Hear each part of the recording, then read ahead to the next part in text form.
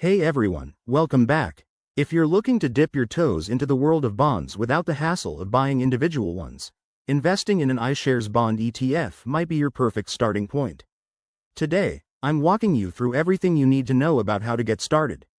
First off, what's an iShares bond ETF? It's an exchange-traded fund managed by BlackRock that bundles together a collection of bonds, like government or corporate ones, making it easier and more cost-effective to invest. Think of it as a basket of bonds that you can buy and sell on the stock market just like stocks. Why should you consider this? Well, iShares bond ETFs offer great diversification, which helps spread out risk. They're also known for their liquidity, meaning you can trade them throughout the day, and they often come with lower fees compared to actively managed funds.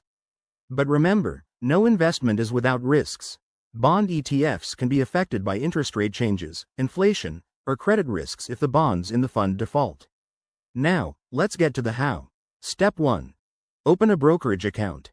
Choose a reputable online broker like Vanguard, Fidelity, or Charles Schwab. They're user-friendly and have low or no trading fees for ETFs. Step 2. Do your research. Look up specific iShares bond ETFs, such as the iShares Core US Aggregate Bond ETF, ticker AGG, and check its performance, expense ratio, and holdings on sites like Morningstar. Step 3. Decide how much to invest. Start small if you're new, maybe $500 to $1,000, to test the waters. Step 4. Place your order. Once logged in, search for the ETF, select, buy, choose the number of shares, and execute the trade. Finally, Step 5. Monitor your investment.